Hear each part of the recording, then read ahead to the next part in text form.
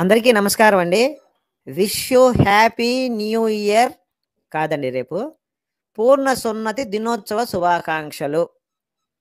అర్థమైందా అండి? 2024కి wish you happy new year కాదండి. మన యేసయ్య యొక్క సున్నతి పండగ రేపు మనందరికి కూడా. సున్నతి పండగ మనందరికండి. సున్నతి పండగ మన పండగ సున్నతి పండగ. యేసయ్య సున్నతి రోజు అని చెప్పి. సరే ఏంటో చూద్దాం. అసలు ఈయన సున్నతి ఎందుకు చేశాడు? ఈ సున్నతి ఎందుకు జరిగింది? ఎవరు చేశారనేది బైబిల్‌లో ఉంటది. కానీ జనవరి 1 తారీఖు అనే విషయం నాకు కూడా తెలీదండి. మన ప్యానెల్‌లో మహర్షి గారున్నారు, ఆశ్లేష గారు అండ్ పృథ్వీ గారున్నారు, కాపరి గారు. సార్ నమస్కారం అండి అందరికి. మీకు తెలుసా అండి అసలు జనవరి 1 సున్నతి రోజని మీకెవరు చెప్పారండి? చెప్పారు సార్. ఎవరంటే మనకి బైబిల్‌లోనే ఉంటది సార్. పుట్టిన 8వ రోజున సున్నతి జరిగింది అనేసి ఉంటది మనకి బైబిల్‌లో. సో ఇప్పుడు వీళ్ళు 25 డిసెంబర్ పుట్టారని వీళ్ళు అంటున్నారు కదా. అక్కడ బైబిల్లో లేదు ఎప్పుడు పుట్టాడు అనే డేట్ అనేది క్లియర్ గా ఏం లేదు. వీళ్ళు ఒక పండగ ఒక రోజు అనుకుని దాన్ని సెలబ్రేట్ చేస్తున్నారు. సో చెప్పండి సార్ చెప్పండి. సో దాని నుంచి అంటే 25 డిసెంబర్ పుట్టి దాని నుంచి 8వ రోజు సున్నతి అయిందని మనకి బైబిల్లో ఉంది. 8వ రోజు పుట్టిన 8వ రోజుకి దేవాలయానికి తీసుకెళ్లి అక్కడ సున్నతి చేశారనేసి. దాని ప్రకారం చూస్తే జనవరి 1 సున్నతి అయిందని మనకి అర్థం అవుతుంది. Okay sir okay. కాబట్టి జనవరి 1 ని న్యూ ఇయర్ గా కాకుండా సున్నతి మహోత్సవ శుభాకాంక్షలని ప్రతి ఒక్కళ్ళు డిపి పెట్టుకోవాలి, స్టేటస్లు పెట్టుకోవాలి. మిగతా క్రిస్టియన్స్ అందరికి కూడా శుభాకాంక్షలు తెలపాలి. అంటే అలానే సున్నతి చేసినట్టుంటుందా, పూర్ణ సున్నతి చేసినట్టు ఉంటుందా అండి? సున్నతి అని ఉంటుంది. నేనైతే పూర్ణ సున్నతి దినోత్సవం, ఎందుకంటే అందరూ జరుపుకుంటారు అంటే పూర్ణ సున్నతి దినోత్సవం. పరిశుద్ధుడికి ఏం చేసినా పూర్ణమే అవుతుంది. అది నాకు ఒక ప్రశ్న ఉందండి. అడగండి సార్. ప్రశ్న ఏంటంటే, ఇప్పుడు డిసెంబర్ 25 పుట్టినందుకు 8వ రోజు సున్నతి 1వ తారీఖు ఇది వచ్చిందా, లేకపోతే 1వ తారీఖు సున్నతి చేసినారు కాబట్టి 8 రోజులు ముందుకు వేసుకుని డిసెంబర్ 20 పుట్టాడని నిర్ణయించారా? ఏది కరెక్ట్ మన హిస్టరీ ప్రకారం? అయితే నాకు తెలిసింది ఏంటంటే, నాకు కూడా అసలు తెలియదండి మొన్నటిదాకా అండి. మీ అందరికీ తెలిసి ఉండొచ్చు. నాకైతే అని చేసిన స్టేట్మెంట్ ఇచ్చిన తర్వాత నాకు అప్పుడు తెలిసిందండి. ఓహో, జనవరి 1 అంటే కోయించుకున్న రోజు, ఆయన మొదటగా రక్తం చిందించిన రోజు, ఆయన యొక్క సున్నతి చేయించిన చర్మాన్ని అది కూడా ఉందండి చాలా చోట్ల. మీరు చూపిద్దాం, అది కూడా రెఫరెన్స్ లో. మహర్షి గారు చెప్పండి సార్. గోపి గారు, యాక్చువల్ గా వాడు ఎలా చెప్పాడంటే సార్, నేనేమనుకుంటున్నానంటే, ఇప్పుడు క్రీస్తు పుట్టిన దగ్గర నుంచే మనకి క్యాలెండర్ అనేది, ఇప్పుడు వీళ్ళు చెప్తారు కదా, క్రీస్తు పుట్టి 2024 సంవత్సరాలు అయింది అంటే జనవరి 1 నుంచి ఆయన తేదీ అనేది స్టార్ట్ అయింది మనకి.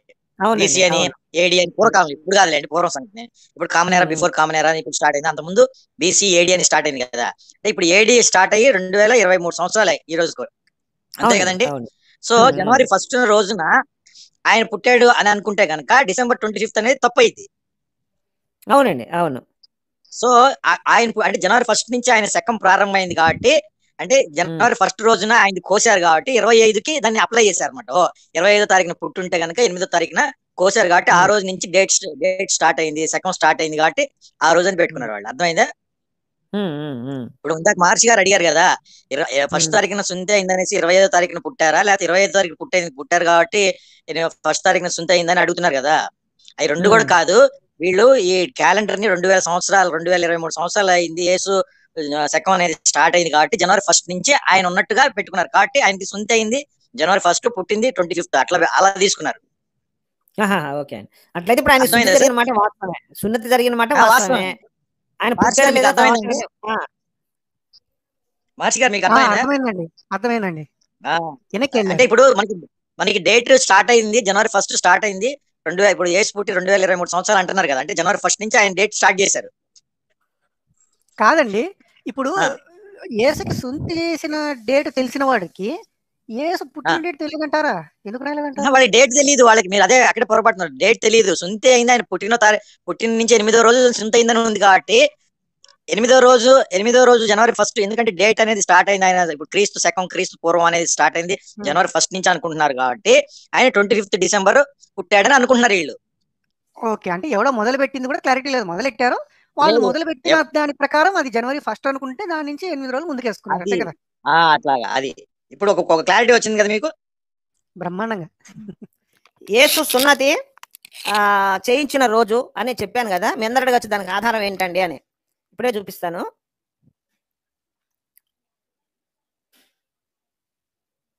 ఇదిగోండి, కనిపిస్తుంది కదా. అది ఎక్స్ప్లెయిన్ చేయండి సార్, అసలు ఏంటది, అవునా కాదా అనేది ఎక్స్ప్లెయిన్ చేయండి. అలాగేనండి. రైట్ సో చెప్పండి ఇక్కడ సార్. అది ఎంత మటుకు ఇప్పుడు ఒప్పించారు కదా ఆ యేసుది. దాన్ని ఏమంటారు, ఆ చర్మం కూడా రింగు చేయించుకున్నారని కూడా ఏదో చూపించారు కదా, అది కూడా మన ఒకసారి వాళ్ళు చూపించారు. తెలిసిన భాషలో మాట్లాడతాం సార్, తప్పేలానండి సరిపోతుంది. ఏంటండి? మనకు వాళ్ళకి తెలిసిన భాషలో చెప్తే సరిపోతుంది, తప్పేలానండి సరిపోతుంది అంటున్నా. తొప్పేలో బైబిల్ భాష. ఆ, కానీ సో ఈ తొప్పేలు అనేది వీడితో ఈయనతో ఏం మొదలైంది కాదు సార్. ఇది మొత్తం యూదుల ఆచారం, వాళ్ళకి ముందు నుంచి ఉంది అది యాక్చువల్ గా. అందులోనూ యెహోవా ఏం చెప్పాడు, బాహ్య సున్నతి ఆంతర సున్నతి ఈ రెండు ఉన్నవాడికి నా లోకంలో స్థానం అని చెప్పాడు కదా. అంటే మా బయట కోయించుకోవాలి, మళ్ళీ లోపల కూడా సున్నతి. ఏదో మరి ఏ రకంగా చెప్పినాడో తెలియదు, ఆత్మ సున్నతి అన్నట్టు ఏదో అన్నాడు. ఆత్మ సున్నతి చేస్తారో నాకైతే తెలియదు. కాబట్టి అది ముందు నుంచి ఉంది. కాకపోతే ఇది మనోడిని క్రియేట్ చేశారు కాబట్టి ఈయనకు జరిగిన సున్నతి బాగా హైలైట్ అయింది. అక్కడికి ఏదో ప్రపంచంలో ఈయన ఒక్కడే కోయించుకున్నట్టు ఇంకెవరు కోయించుకున్నట్టు. మామూలుగా అయితే అంతకుముందు ప్రతి ఒక్కరికి కోసారు, పౌలు కూడా కోసారు తర్వాత చెప్పాలంటే.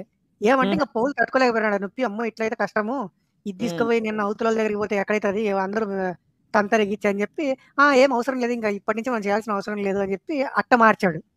లేకపోతే ఇప్పటికీ ప్రతి ఒక్క క్రైస్తవంలో ప్రతి ఒక్కరు కోయించుకోవాల్సిందే అని చెప్పాలంటే. పౌలు దీన్ని చేంజ్ చేశాడు సార్. ఎందుకంటే అందరూ మతం మారరు. ఇది కనుక ఉంటే ప్రతి ఒక్కరు కోయించుకోవాలంటే ఇప్పుడు 60 ఏళ్ళ ముసలోడు మారతాడు సార్. 60 ఏళ్ళ ముసలోడు కోయించుకోవాలంటే కష్టం కదా, చాలా ఇబ్బంది అయిపోద్ది. అందుకని చెప్పి పౌలు తీసేసాడు, ఎక్కువ మంది మతం మారతారని చెప్పి ఆలోచించి. అది కోయించుకోమంటే పేకొస్తారు.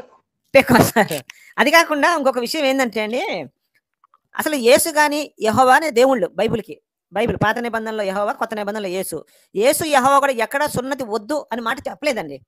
అసలు యెహోవాకి సున్నతి కావాలి, ఆయనకి సున్నతి అయితేనే ఆయన మనిషిగా ఆయన స్వీకరిస్తాడు. కొన్ని సందర్భాల్లో సున్నతి చేయించుకోకపోతే తన దగ్గర కూడా రానిచ్చేవాడు కదండి. కిరణ్ గారు, ఆ రెఫరెన్స్ ఏమైనా ఉందా అండి? చంపేస్తాను చూసాడుగా, సున్నతి చేయించుకోకపోతే ఇంట్లో ఫుడ్ కూడా తినకూడదు అన్నాడు ఆ రోజు, పండుగ రోజు నాడు. అయ్యా మోషేనే లేపేద్దామని చూశాడు కదా, చేయించుకోలేదని. అప్పటికప్పుడు కోసింది కదా దారిలో. సార్ నాకు చిన్న అనుమానం ఉంది దీని మీద, నాకు ఒక చిన్న అనుమానం ఉంది సార్. అప్పటి రోజుల్లో ఈ కత్తులు ఏదో లేకపోతే రాయి మీద రాయి పెట్టి చితక్ కొట్టేవాళ్ళట, నిజమేనా సార్? ఇది కూడా విన్నాను నేను. అంటే అది నిజమేంత అబద్ధం ఎంత నాకు తెలియదు కానీ.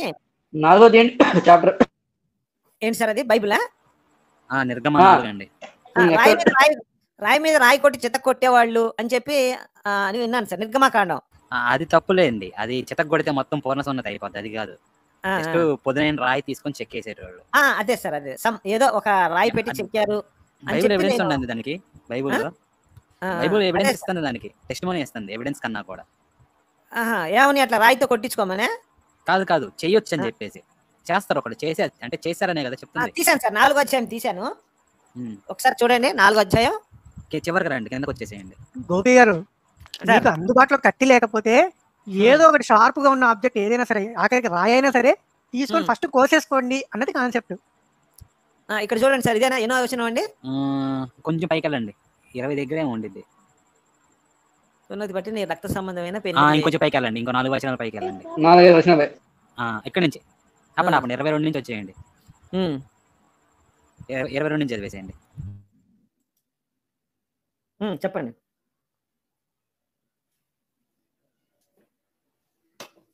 22 నుంచి 22. ఓకే అండి. అప్పుడు నీవు ఫరోతో, ఇశ్రాయేలు నా కుమారుడు, నా జ్యేష్ఠ కుమారుడు. ఓకే, నన్ను సేవించినట్టు నా కుమారుని పోనిమ్మని నీకు ఆజ్ఞ ఇచ్చుచున్నాను. వారిని పంపనుల ఎడల ఇదిగో నేను నీ కుమారుని, నీ జ్యేష్ఠ పుత్రుని చంపెదనని యెహోవా సెలవిచ్చుచున్నాడని అతనితో చెప్పాను. అతను పోవు మార్గమున సత్రములో యెహోవా అతన్ని ఎదుర్కొని అతన్ని చంపగా సిప్పోరా వాడిగల రాయి, సిప్పోరా వాడిగల రాయి ఏంటండి? చంప చూడగానా? అతని చంప చూడగా సిప్పోరా వాడిగల రాయి తీసుకొని తన కుమారునికి సున్నతి చేసి అతని పాదముల యొద్ద అది పడవేసి. ఏంటండి మిగిలిన ముక్క అండి మహర్షి గారు? పాదాల దగ్గర, ఎవరు మోషే పాదాల దగ్గర అది పడవేసి నిజముగా నీవు నా రక్త సంబంధమైన పెనివిటి వైతివనెను. అంతటా ఆయన అతనిని విడిచెను. ఎవరండి? యెహోవా పట్టుకున్నాడండి, అతన్ని విడిచినట్టు అర్థం కాలేదు. ఏంటి సార్, ఒకసారి ఎక్స్ప్లెయిన్ చేయండి. చంపాలని చూశాడు. వయ్య బాబాయ్, సున్నతి చేయించుకోపోతే కొడుక్కి ఈయన కాదు, ఈయన చేయించుకున్నాడు. అంటే కొడుకు చేయించుకోలేదు. ఈయన కొడుకున్నాడు కాదండి, ఈయన భార్య మీరు చెప్పండి, ఈయన వేరే భార్య చేసుకుంటాడు, వేరే జాతి, ఐగుప్తు నుంచి వాళ్ళకి ఆచారం లేదు. పారిపోయి బయట చేసుకుంటాడు అనమాట పెళ్లి. అక్కడ ఈయన కొండ మీద గొర్రెలు మేపుతున్నప్పుడు యెహోవా వస్తాడు పొదల్లో, అంటే యెహోవా స్వరం వినిపించింది అనమాట మండే పొదలో. అక్కడ చెప్తాడు, నిన్ను ఇజ్రాయెల్ వాళ్ళందరికీ వీళ్ళందరికీ దేవుడిగా పెడతాను, ఫరోకి దేవుడిగా పెడతాను నువ్వు అని చెప్పేసి ఇట్లా ఇదంతా చెప్తాడు అనమాట. అయ్యా నేను ఎట్ట వెళ్తాను, నాకు అది ఇది చేత కాదు, నాకు మాట్లాడడం చేత కాదంటే, నేను ఉన్నాను కదా నీకు చెప్తాను మీకు ఏం మాట్లాడాలి, నువ్వేం మాట్లాడాలో నేను నేర్పిస్తానంటే అంతా విన్నాక నా వల్ల కాదు ఇంకొకటి చూసుకో అంటాడు మోషే. అంటే ఏ చేస్తాం అంటాడు, నీకెందుకు అంటే ఇంకా చచ్చినట్టు ఒప్పుకుంటాడు అనమాట. అప్పుడు అక్కడ అయిపోద్దండి, ఇక నువ్వు బయలుదేరు, అహరోను కూడా నీకు ఎదురవుతాడు అని చెప్పేసి పంపించేస్తాడు. మీరు 21వ వచనం దగ్గర చూస్తే అదే ఉండిద్ది. 21కి వెళ్ళండి ఒకసారి కంటెక్స్ట్. సో 21వ వచనానికి గోపి గారు చెప్పండి చెప్పండి. 21కి వెళ్ళండి. 21 ఓకే అండి. బ్యాక్ ఈజిప్ట్కి వెళ్తున్నారు. 21 ఓకే. 21 కాబట్టి గారు నాకు ఒక చిన్న డౌట్ అండి, అడగండి. యెహోవాకి సున్నతి అయిందా? అదే నేను ఆయన ఎవరికి నిబంధన చేయాలండి ఇంకా. సో ఇక్కడ యెహోవా మోషేతో ఇట్లా అంటున్నాడు, నువ్వు యెహోవాకి సున్నతి అయిందా? ఏమనండి, ఆయనకు చేసేటోడు ఎవడున్నాడు, ఆయనకి ఆయనే మరి చేస్తాడు. ఆయన చేయించుకోకుండా వీళ్ళందరికీ చేయించుకొని ఎలా చెప్తాడండి? శరీరం లేదంటారు కదండి. ఆయన వన్ సైడ్ వెనకాల ఈపు చూపించినాడు, అది చూపించలేడా? ఏమో అంటే యెహోవాకి ఈపు తొడ కూర్చోడానికి పిల్లలు తప్ప ఇంకేం లేవు అనుకుంటా సార్. అవి మాత్రమే పిల్లలున్నప్పుడు మధ్యలో అది కూడా ఉండాలి కదండి బాబు. మీరు ఊరుకోండి సార్, కూర్చోడానికి పిల్లలు కావాలి. మొన్న ఒకళ్ళు షార్ట్ ఫిల్మ్ లో నువ్వు పాటించినప్పుడు ఎలా తీస్తా ఉన్నారు, మరి యెహోవా గాడు శుద్ధి చేయించుకున్నప్పుడు మిగతా వాళ్ళకి ఎలా చెప్తాడండి? మరి యెహోవా శుద్ధి చేయించుకోవాలి కదా, వాడి చేయించుకోకుండా ఇతరులకి ఎలా చెప్తాడని అడుగుతున్నా నేను. నాకు చేయించుకోవాలంటే నొప్పి అండి, అవతల వాళ్ళకి అయితే పర్వాలేదు. ఇప్పుడు రాయితో ఎట్లా సున్నతి చేస్తాడండి యెహోవా, మరి ఘోరం కాకపోతే క్రూరుడు కాకపోతే ఇప్పుడు అది చేయనందువల్ల వచ్చిన నష్టం ఏంటి మనకి? ఇప్పుడు చేసింది తల్లి చేసిందా? మీకు ఇంకో విషయం తెలుసా, కనీసం వార్నింగ్ కూడా ఇవ్వాల. చూడండి ఇక్కడ ఏమన్నాడు, నువ్వు ఐగుప్తు తిరిగి చేరిన తర్వాత అంతా చెప్పినాక చేయడానికి నేను నీకు ఇచ్చిన మహత్కార్యాలన్నీ ఫరో ఎదుట చేయాలి అయితే నేను అతని హృదయాన్ని కఠినపరుస్తాను, అతడు ఈ జనులను పోనివ్వడు, అంటే ఇజ్రాయేల్ వాళ్ళని వదలడు అని చెప్పాడు. నువ్వు మొత్తం చేసే మిరాకిల్స్ అన్ని చెయ్యి, అయినా కానీ నేనే వాడి హృదయాన్ని కఠినపరుస్తాను, వాడు మిమ్మల్ని వదలడు అంటాడు. అప్పుడు ఇప్పుడు నీవు ఫరోతో ఇజ్రాయేలు నా కుమారుడు నా జ్యేష్ఠ పుత్రుడని యెహోవా చెప్తున్నాడండి. ఈ మాట చెప్పమంటాడు, కిందకు వచ్చేయండి. ఇంకా అయితే యెహోవా ఎక్కడా చెప్పలేదు కదండి సున్నతి తీసేయండి అని చెప్పి, చెప్పలేదు. అది నిత్య నిబంధన అన్నాడండి, తీసేయడం సంగతి పక్కన పెడితే. అప్పుడు సో ఇప్పుడు ఏంటంటే యెహోవా సెలవిచ్చుచున్నాడని ఫరోతో చెప్పమన్నాడు కదా 23 దగ్గర. 24 దగ్గర ఈ ఇంతసేపు మాట్లాడినప్పుడు ఏమీ చెప్పకుండా మోషే వెళ్ళిపోయినప్పుడు అతడు పోవు మార్గమున ఈయన వెళ్తున్నాడు అనమాట ఐగుప్తుకి. ఆ దారిలో సడన్ గా యెహోవా అతన్ని ఎదుర్కొని అతన్ని చంప చూడగా సడన్ గా ఎదురు పడ్డాడు, ఆడి నుంచి ఊడిపడ్డాడు, ఏసేయబోయాడు అనమాట. ఇంకంతే, మాటలు లేవు, మాట్లాడుకోవడాలు లేవు. కాదండి గోపి గారు, వెళ్లే మార్గం అంటే అడ్డగించేటోళ్ళు ఎవరు సార్? కదా నందిపోట్లు. అవునవును, ఇంకా ఇంతకంటే ఏం కావాలి సార్? సార్ అసలు మీకు సొంత ఎందుకు చేయించుకోవాలి తెలుసా అండి ఎవరికన్నా? సార్ ఇప్పుడు మనం పర్సనల్ గా ఇది మనకి లాజిక్ గా వద్దండి, యెహోవా ఏమన్నా చెప్పాడు అది కావాలండి పాయింట్ మనకి. Okay sir.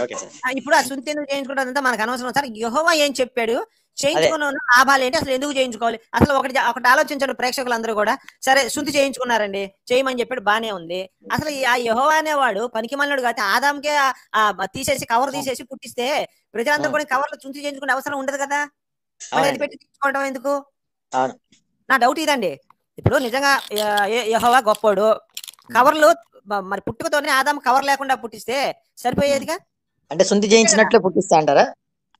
శుద్ధి చేసి సరిపోయేదండి.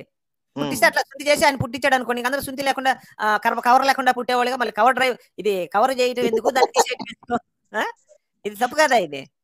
మీ క్వశ్చన్ అదైతే నా క్వశ్చన్ అసలు యెహోవానే శుద్ధి చేయించుకున్నాడా లేదా? ఒకవేళ ఆయన చేయించుకోకపోతే వీళ్ళకి చెప్పే అర్హత ఎక్కడిది? చేయించుకుంటే ఎవరి దగ్గర చేయించుకున్నాడు? ఇది నా ప్రశ్నలు. అవునండి, అవును. ఆది 17 చేయండి మీరు. ఎక్కడ సార్? ఆదికాండం 17. ఆదికాండం 17 అండి. Okay sir. రాయి పెట్టి చిన్నపిల్లలకి ఎలా కొడతారు సార్? ఎంత పొద్దునైన రాయి తీసుకుని కోసినా చాలా బాధగా ఉంటది కదా సార్. అసలు అది ఎంత అయ్యో గోపి గారు, కోసిన తర్వాత దానికి నిమ్మకాయ పెట్టి ఎర్రగుడ్డ చుడతారు తెలుసా? అబ్బబ్బబ్బబ్బ, మరీ ఘోరంగా ఏది బైబిల్లో ఉందా అంటే? లేదు, బైబిల్ లేదు కానీ బయట చూసాను నేను చాలా సార్. ఊరు బాబు, ఇంకా నయం కారం రాయాలి. ఆదికాండం ఎంత అండి? 17. నిమ్మకాయలో ఉండే ఎసిడిక్ నేచర్ వల్ల తొందరగా హీల్ అయ్యిద్దని పెడతారు. పదండి 17 10 నాకును నీకును నీ తర్వాత నీ సంతతి మధ్య మీరు గైకొనవలసిన నా నిబంధన ఏదనగా మీలో ప్రతి మగవాడను సున్నతి పొందవలెను. ఓకే, మీరు మీ తొప్పెల చర్మమున సున్నతి పొందవలెను. అంటే సున్నతి పొందటం అంటే ఆ ముందర చర్మాన్ని కట్ చేయించుకోవటం మగవాళ్ళు. అది నాకు నీకు మధ్యనున్న నిబంధన సూచనగా ఉండును. ఓహో, యెహోవా ఎవరితో నిబంధన, మోషేతో నిబంధన చేయించుకున్నాడా అండి ఇది? కాదండి, అబ్రహాం అండి. అబ్రహాంతో. మరి అబ్రహాం ముందున్న వాళ్ళకి ఆదాంకి ఎందుకు శుద్ధి కాలేదండి? చెప్పలేదండి, అప్పుడు ఆయన తట్టలేదు, ఆ థాట్ రాలే అప్పటికి. ఇప్పుడు ఆదాం పిల్లలు కూడా ఉన్నారు కదా, అప్పుడు ఆదాము వీళ్ళందరికి ఎవరికి కాలేదు కదా? వాళ్ళెవరికి కాలే. నోహావు కంటే నోహావు ఆయన కూడా కాలేదా? ఎవరికి లేదండి, ఇదే ఫస్ట్ టైం. సరదాగా జస్ట్ ఫర్ చేంజ్ అన్నాడు అంతే. ఎందుకు సార్, రీజన్ ఏమైనా ఉందండి మరి దీనికి?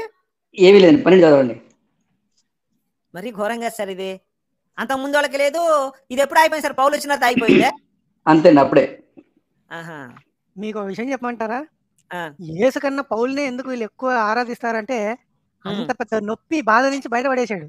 అందుకే నీకు యేసు ముఖ్యమో పౌలు ముఖ్యమంటే మాకు పౌలే ముఖ్యం, పౌలు మార్గాన్ని మేము పాటిస్తామంటారు వీళ్ళు. 12-13 నీ ఇంట పుట్టిన వాడును నీ వెండితో కొనబడిన వాడును తప్పక సున్నతి పొందవలెను. నీ ఇంట పుట్టినవాడు నీ వెండితో కొనబడిన వాడును అంటే ఏంటి సార్? వీడింట్లో బానిస కూడా. ఆహా, ఓకే. ఆడి కర్మ అన్నమాట ఇంట్లో బానిసత్వం చేయడం. మరీ ఘోరం కదండి ఇది. నెక్స్ట్ అండి అందులోనే నెక్స్ట్ 13లోనే నీ ఇంట పుట్టిన వాడును నీ వెండి కొనబడును వాడును తప్పక సున్నతి పొందవలను. అప్పుడు నా నిబంధన మీ శరీర మందు నిత్య నిబంధనగా ఉండును. నిత్య నిబంధన అంటే ఏంటండి? నిత్య ఎప్పుడు ఉండాలి అది. ఇంక ప్రతిసారి అసలు పిల్లలు పుడితే కంపల్సరీ పోయించాలి. నెక్స్ట్ 14 సున్నతి పొందిన మగవాడు అనగా ఎవరిని గోప్య చర్మమున సున్నతి చేయబడదో అట్టి వారు తన జనుల నుండి కొట్టివేయబడుదురు. అయ్యా, అంటే జనాభా లెక్కలోంచి లేపేస్తా అంటున్నాడు. డైరెక్ట్ చంపేయటమే, అదే కాదు కిరణ్ గారు. అంటే ఇప్పుడు ఇజ్రాయెల్ వాళ్ళు ఎవరైనా చేయించుకోలేదు అనుకోండి, వాడిని నెక్స్ట్ టైం నుంచి వాడిని ఇజ్రాయెల్ గా వాడుగా లేకపోతే యూదా వాడైతే యూదా వాడుగా వాడిని లేపేయడమే, గుర్తించబోవడానికి తర్వాత సంగతి. చర్మం ముక్క కోసము, అందులో అక్కడి చర్మం ముక్క కోసం లేపేయడం సార్ దరిద్రంగా. భలేవాళ్ళు మీరు. చూడండి నెక్స్ట్ స్టేట్మెంట్ ఉంది అందులోనే, అదే దాంట్లో 14లోనే. హలో, చూడండి 14లోనే సెకండ్ పార్ట్. అవునండి, 14లోనే సెకండ్ పార్ట్. ఓ 2:14 ఉన్నాయా? 14 మీరు హైలైట్ చేసింది కాకుండా పక్క ముక్క, మొదటి ముక్క అండి ఇదేనా? అది మీరు చదివేసరి నెక్స్ట్ ముక్క చదవండి, ఎందుకు కొట్టేస్తాడు. నెక్స్ట్ అంటే ఇక్కడ వాడు నా నిబంధనను మీరు ఉన్నాడని అబ్రహాంతో చెప్పవలెను. అది అందుకు కొట్టేస్తాడు. నేను చెప్పింది వాడు పాటించలేదు కాబట్టి లేపేస్తాను. వాడి ఇంట్లో బానిస కూడా. ఇప్పుడు హెచ్కేల్ 44కి రండి. ఎంతండి?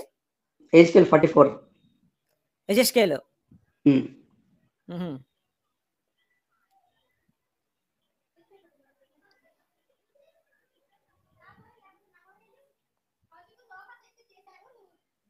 44 ఎంత సార్? వచ్చారా? వచ్చాను. 9. కాబట్టి ప్రభు అయిన యెహోవా సెలవించింది ఏమనగా హృదయమందును శరీరమందును సున్నతి లేని అన్యులు అయ్యి ఉండి ఇజ్రాయేలీల మధ్య నివసించే వారిలో ఎవడనూ నా పరిశుద్ధ స్థలంలో ప్రవేశించకూడదు. క్లియర్ గా ఇచ్చేసాడు కదండి స్టేట్మెంట్ ఈయన. పైన లోపల కూడా అంటే అర్థం కాలేదు సార్. పైన లోపల అంటే లోపల అంటే మనసులో. ఆహా, ఓకే. ప్లస్ బాడీకి. ఇప్పుడు నిర్గమకి రండి. నిర్గమ ఎంత సార్? నిర్గమనా? 12. నిర్గమ 12.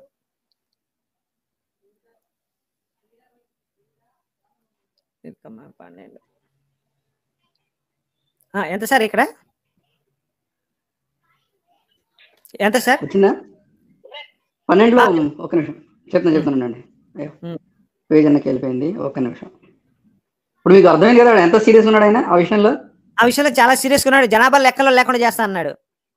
ఇప్పుడు నెక్స్ట్ ఏం చెప్తున్నానంటే నిర్గమ 12 43.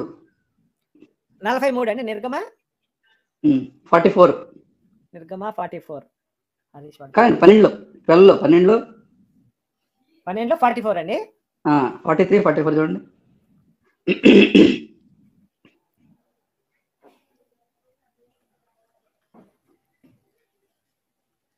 మరియు యెహోవా మోషే అహరోనులతో ఇట్లనెను, ఇది పస్కా పండుగను గూర్చి కట్టడి అన్యుడెవడును దానిని తినకూడదు, కానీ వెండితో కొనపడిన దాసుడు సున్నతి పొందినవాడై దానిని తినవచ్చు.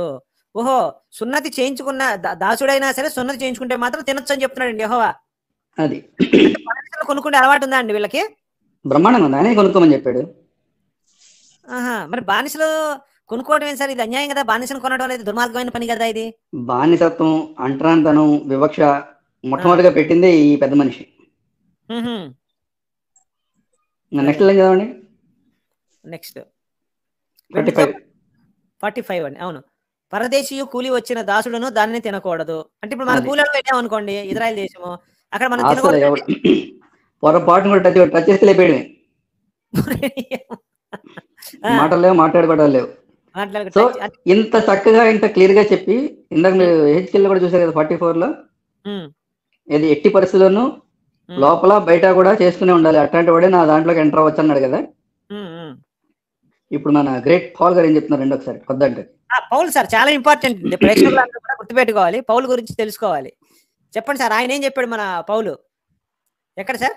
లేఖలే కదా, లేఖలే కదా. అంతే అంతే. ఎక్కడ సార్, ఏ లేఖనం? కొరింథీయులా? చూస్తున్నానండి ఒక నిమిషం. గల్తీలు రాసిన పత్రిక. ఓకే, 5:6. హలో, 5:6. ఎవరు చెప్పండి. కొడతానే ఉంటారు. యేసుక్రీస్తు నందు వారికి సున్నతి పొందట ఏమీ లేదు, పొందకపోవుట ఎందు ఏమీ లేదు, కానీ ప్రేమ వలన కార్యసాధనమగును, విశ్వాసమే ప్రయోజనకరమగును. చెప్పండి. ఇప్పుడు ఈ స్టేట్మెంట్ ఇవ్వడానికి అర్హత ఏంటి? పౌలు ఎందుకు ఇచ్చాడండి స్టేట్మెంట్? ఇతనుకున్న అర్హత ఏంటి? ఇప్పుడు అసలు ముందు స్టేట్మెంట్ ఇచ్చింది ఎవడు? ఈ పుస్తకం ప్రకారం సృష్టికర్త. అవునండి. మరి అది కొట్టేయడానికి అసలు ఇతనుకున్న అర్హత ఏంటి? ఎవడిచ్చాడు పర్మిషన్? యేసుక్రీస్తు నందు వారిని సున్నతి పొందుట ఎందు ఏమీ లేదు అంటే ఆయన సున్నతి చేయించుకునే ఉపయోగం లేదని చెప్తున్నాడు అండి డైరెక్ట్ గా. చేసుకోవడంలోనే లేదు, చేసుకోకపోవడంలోనే లేదు అంటున్నాడు. మరి ఆయన అంత పెద్ద అంత స్పష్టంగా చెప్పాడు కదా, సున్నతి చేయించుకోవాలి, లేదా అసలు మీరు అర్హులే కాదు, నా దగ్గర రావాల్సిన పని లేదు, మిమ్మల్ని చంపేస్తే జనాభా లెక్కల నుంచి తీసేస్తా అన్నాడు. మరి ఇతనికి తెలుసు ఆ పెద్ద పాత్ర కల్పితం అని, అందుకే ధైర్యంగా చెప్పాడు. ఇంకేం చెప్పాలి సార్? ఇతనికి పక్కాగా తెలుసు అసలు నేను ఇది పెట్టినా, ఏ రూల్ పెట్టినా, ఏ రూల్ పీకేసినా సరే అసలు డోంట్ కేర్, అసలు ఎవడదని ఏమి చేయడం అనుకున్నాడు. మరీ దారుణం కదండి. ఇప్పుడు పెద్ద ఆయన తిరస్కరించాడంటే యెహోవాని అవమానించినట్లే కదా. ఇప్పుడు పౌలైతే దేవుడు కాదు కదండి, పౌలు దేవుడేం కాదు కదా. ఆయన చెప్పింది ఫైనల్ అవడానికి యేసుక్రీస్తు దేవుడు అని వీళ్ళు నమ్ముతారు. మరి ఆయన చెప్పింది పౌలు చెప్పింది వీళ్ళు ఎలా యాక్సెప్ట్ చేశారండి? అయ్యో కాదు గోపి, కొత్త నిబంధనలో దేవుడు పాలు, పాలే దేవుడు, యేసు కూడా కాదు. ఎందుకంటే యేసు చెప్పింది ఏది ఫాలో చేయరు వీళ్ళు, అంటే చెప్పిందే ఫాలో అవుతారు. పౌలు తన పత్రికల్లో ఎక్కడా కూడా మేరీ కన్య అని గానీ, ఆమె యేసు కన్య గర్భాన్ని జన్మించాడని ఎందుకు చెప్పలేదు గురుగారు? ఈ దీని ఏమైనా చెప్పగలరా మీరు? మీరు చాలా రీసెర్చ్ చేసి. పౌలుకి తెలుసు కాబట్టి సార్, పౌలుకి నిజం తెలుసు, ఇదంతా బుల్షిట్ పుస్తకం అని తెలుసు సార్. వాడి ఉద్దేశం ఏంటంటే వాడు డేరాలు కుట్టుకునేవాడు సార్. పౌలు అనేవాడు మన పెళ్లిళ్ళకి ఇచ్చే టెంట్లు ఉంటాయి చూడండి, డేరాలు, వాడు చేసే పని అదే అనమాట. వాడికి అర్థమైంది ఏంటంటే ఈ డేరాలు కుట్టుకోవడం వల్ల మన జీవితం సరిగా సాగట్లేదు, ఏమో ఎప్పుడు రోజుకి రూపాయో పావులను అద్దెలకు వస్తున్నాయి, ఈ పనులు చేయడం వల్ల చాలా వాడు వెక్స్ అయిపోయాడు, ఎట్లయినా సరే లగ్జరీగా బతకాలనుకున్నాడు. సో ఈ మతాన్ని ప్రచారం చేస్తా వాడు చెప్పే మాటలన్నీ అబద్ధాలు. కొన్ని చోట్ల గల్తీయుడు అంటాడు, కొన్ని చోట్ల ఫిలిస్తీనియన్ అంటాడు, కొన్ని చోట్ల రోమీయుడు అంటాడు, కొన్ని చోట్ల యోధా అంటాడు, కొన్ని చోట్ల ఇజ్రాయేల్ వాడు అంటాడు. రకరకాల అబద్ధాలు చెబుతూ వాడు మత ప్రచారం చేశాడు అనమాట. అన్ని అబద్ధాలు వాడు చెప్పినాయి. కొన్ని గుడారాలు కుట్టుకొని బతికేవాడు పౌలు, కుట్టుకొని. అవునండి. అందుకని వాడు ఏం చేశాడంటే లగ్జరీగా బతకడానికి దీంట్లో 10% అనేది ఉంది కదా సార్, ఆ 10% కోసం ఇప్పుడు ఎంత ఎక్కువ మంది జాయిన్ అయితే వాడికి అంత 10% ప్రాఫిట్ వస్తుంది సార్. అందుకని ఇలాంటి రూల్స్ అన్ని, చెత్త రూల్స్, ఇవన్నీ కూడా ఉపయోగం లేని రూల్స్, ఇవన్నీ ఉంటే కనుక జనాలు ఎక్కువ మంది రారు, అప్పుడు నేను హ్యాపీగా బతకలేను అని చెప్పేసి వాడు ఎన్ని పీక్ అవతల పడేశాడు. కరెక్ట్ గా 100% రైట్ సార్ మీరు చెప్పింది. ఈ రూల్స్ అన్ని ఎందుకు తీసేశాడయ్యా అంటే, సున్నతి చేయించుకోమంటే ఎవ్వరూ చేయించుకోరు. క్రైస్తవ కూడా రాడండి ప్రపంచంలో, ఒక్కడు కూడా రాడు. పైగా ఎదురు పేకు వస్తారు, ఈ పేకు వస్తారు, ఆడు పోయించుకోవడం కాదు. అవునండి, ఒకసారి మాట్లాడండి సార్, చిన్న కాల్ ఏదో వస్తుంది. హెబ్రిల్ ఎడియండి. ఇంక ఇక్కడ అద్భుతమైన స్టేట్మెంట్ ఇస్తాడు. ఎవరు మన పౌలేనండి? 7 18. ఆ ధర్మశాస్త్రము దేనికి సంపూర్ణ సిద్ధి కలగజేయలేదు. అయ్యా అయిపోయింది. ఎంత కాన్ఫిడెన్స్ చూడండి. పెద్ద పాత్ర కలిపితో ఎంత కాన్ఫిడెన్స్ చూడండి. నా చదవండి. కాదండి, అన్నాళ్ళ నుంచి కోయించుకున్న తొప్పేళ్ళని వృధా అయిపోయినట్టేనా? మహేష్ గారు ఏ డైలాగ్ వేశారండి మీరు? ఎంత బాగుంటా సార్, ఎన్ని తొప్పేళ్ళు పోయింటాయి, ఏం కథ? అంతా అది ఎక్కడికి పోలే హర్షి, అవి ఎక్కడికి పోలే. అవి కట్ చేసిన తర్వాత గుట్టలు అయినాయి కదా. ఈ రోజు ఇజ్రాయెల్లో ఉన్న గుట్టలన్నీ అవే. ఇంకా నయం డాక్టర్ గారు, సాటర్న్ చుట్టూ తిరిగే రింగులన్నీ అయ్యాయిలే.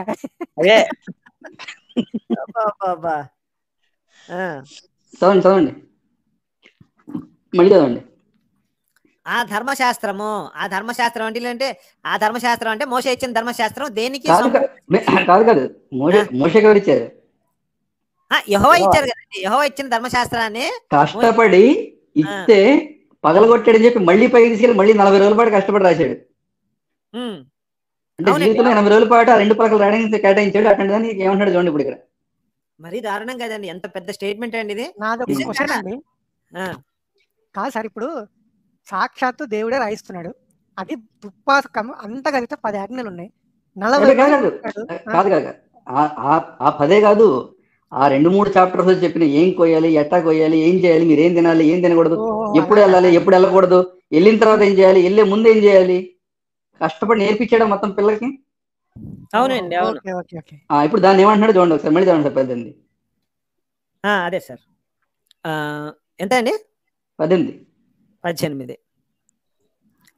ఆ ధర్మశాస్త్రం దేనికి సంపూర్ణము కలగజేయలేదు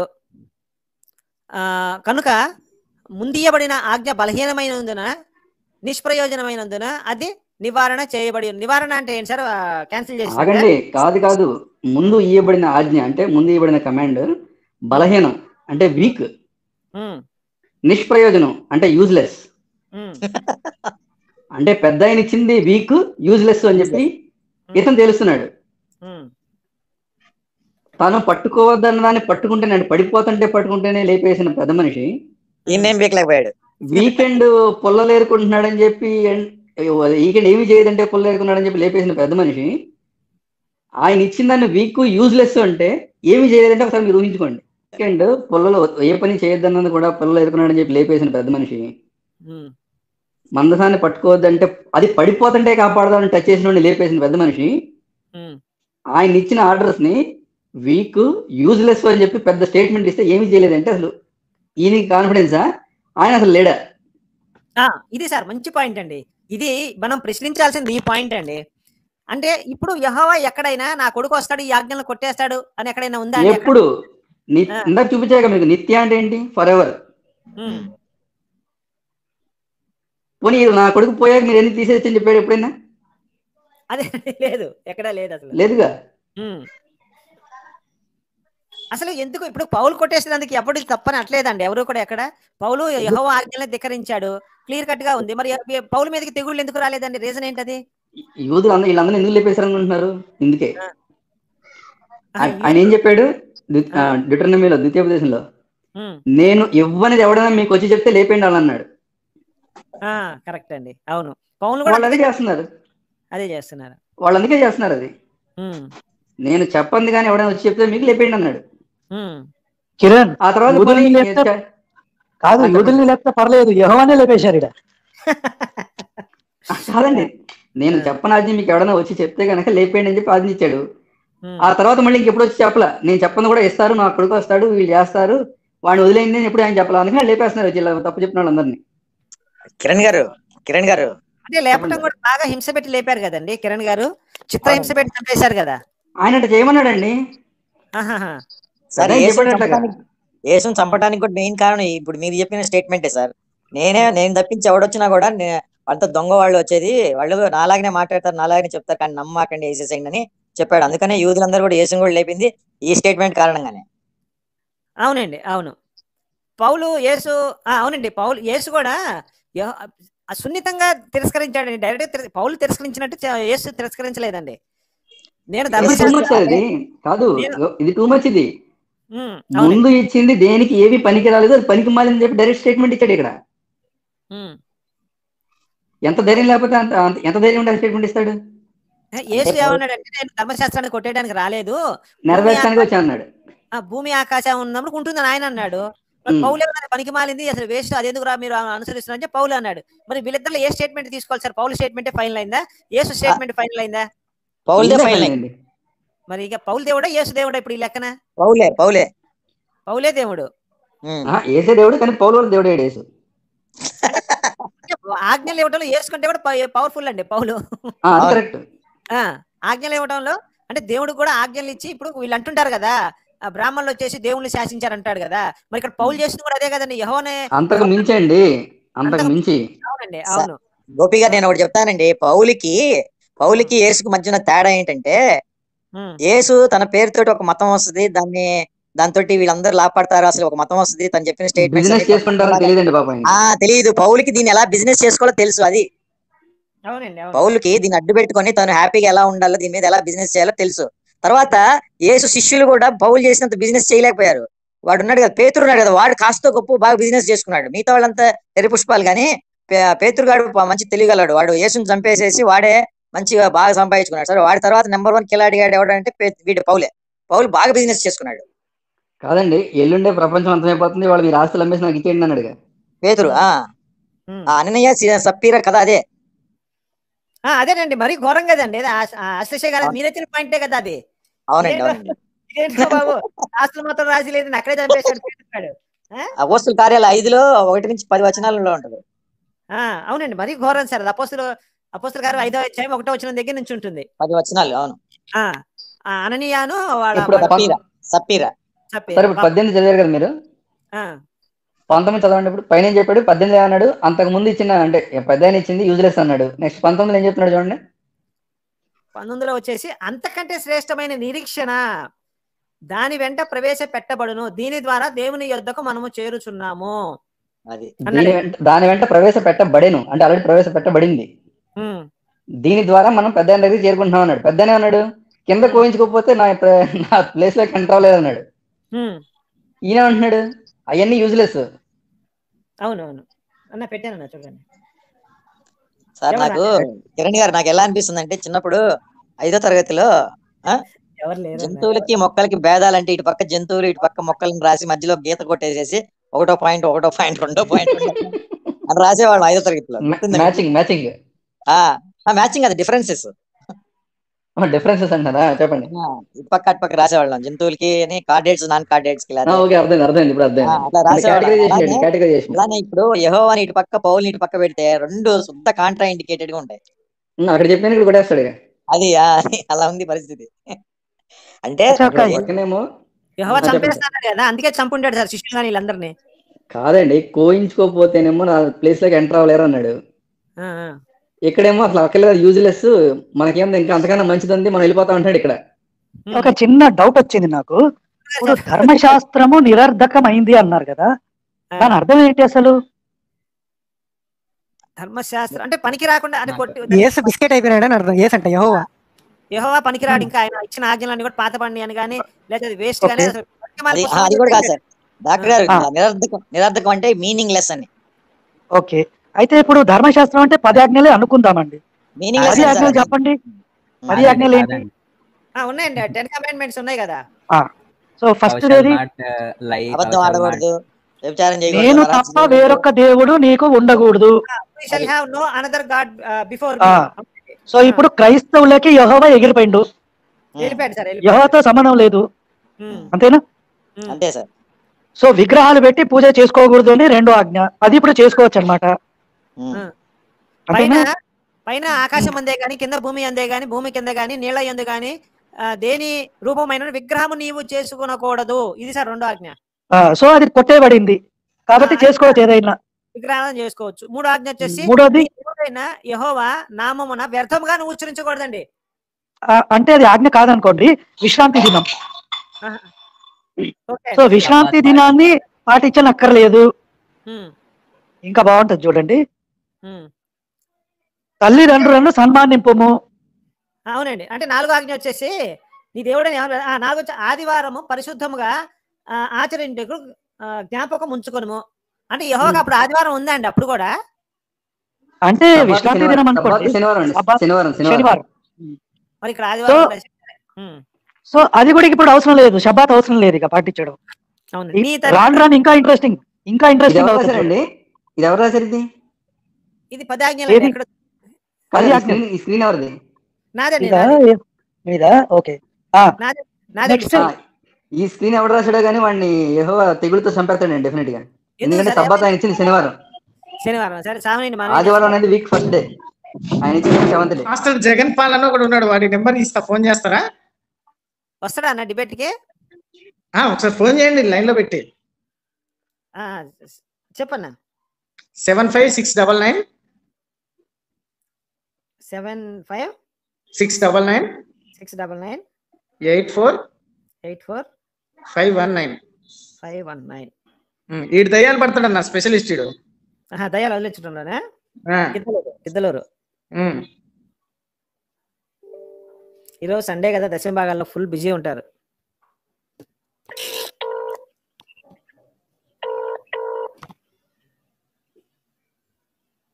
హలో పాస్టర్ గారండి? సార్ నమస్కారం అండి. బైబిల్లో మాకు కొన్ని డౌట్లు ఉన్నాయండి, మీరు ఏమైనా చెప్పగలరా? చెప్పండి సార్. అంటే చిన్న లింక్ ఇస్తాను సార్, ఆ లింక్ పట్టుకొని వస్తే మనం ఇక్కడ మాట్లాడుకుందాం కూర్చొని యూట్యూబ్ లో. దీనికి వాట్సాప్. ఏ ఊరు నుంచి మాట్లాడుతున్నారు? నేను హైదరాబాద్ నుంచి అండి. చెప్పండి, ఏమి అంశం మీరు మాట్లాడాలని? అంటే అంశం అంటే మన యెహోవా ఇచ్చిన ఆజ్ఞలను కానీ ధర్మశాస్త్రాన్ని కానీ 10 కమాండ్మెంట్స్ కానీ పౌలు కొట్టేశాడు కదా. పౌలుకి అధికారం ఎవరు ఇచ్చారు? కొట్టేసే అధికారం పౌలుకి ఎవరు ఇచ్చారు? యేసు కొట్టేయాలా లేకపోతే యెహోవా కొట్టేయాలా? పౌలు ఎందుకు కొట్టేశాడు అనేది మా డౌట్ అండి, దాని మీద చర్చ చేద్దామని. పౌలు అసలు ఎవరు? అతను కొట్టడానికి ఏం అధికారం ఉంది అతనికి? ఇదండి నా పాయింట్. అంటే మనం ఓన్లీ మాటలు కాదండి, ఇది రిఫరెన్స్ చూపించి మీరు మాట్లాడగలగాలి. అట్లా స్టూడియోకి రావాలా లేకపోతే? స్టూడియో కాదు సార్, చిన్న లింక్ ఇస్తాను, దాని మీద క్లిక్ చేస్తే మీరు డైరెక్ట్ లోపలికి వచ్చేస్తారు. ఓకే. ఇప్పుడు ఇంత అన్ఎక్స్పెక్టెడ్ అంటే మేము కొన్ని పనుల మీద ఉన్నాం కదా, రెడీ కాలేదు కదా. ఓకే అండి, ఓకే. సరే రేపైనా వస్తారంటే, ఎందుకంటే సార్ ఇది చాలా మంది అడుగుతున్నారు నన్ను. నేను కూడా పాస్టర్ గా చేశాను కొన్నాళ్ళు. కొన్ని ఇలాంటి వాళ్ళందరూ నన్ను ప్రేరేపించి, వద్దు బాబా అసలు ఇట్లాంటి ఎన్ని తప్పు, పౌలు అసలు ఇది దాంట్లో పూత ఏదో రకరకాలుగా చెప్పారు. నేను పాస్టర్ గా చేద్దామని కూడా అసిస్టెంట్ పాస్టర్ గా చేసి ఇక బయటకు వచ్చేసాను మరి. దీంట్లో ఇలా చెప్తున్నారు, ఇవన్నీ చెప్తున్నారు అని చెప్పి నేను బయటకు వచ్చేసాను. మీరు వచ్చి కొంచెం నాకు ఏదైనా ఎక్స్ప్లెయిన్ చేసి వాళ్ళందరి మీద కానీ మీరు చెప్పినట్లయితే ఖచ్చితంగా నేను కూడా మళ్ళీ తిరిగి గర్వాఫీస్ అయిపోయి క్రైస్తవ మతంలోకి వచ్చేద్దాం నా ఆలోచన అండి. అట్లా సార్. లేదండి, అంటే మనం అబద్ధం తెలుసుకుని ఒక చోటకి వెళ్ళాం సార్, నిజం తెలుసుకుని వెనక్కి రావడంలో తప్పే ఉందండి. అయ్యో యేసయ్య ఆత్మను రక్షించమన్నాడు సార్. విషయం ఏంటంటే గుర్తు పెట్టాడు, అందుకే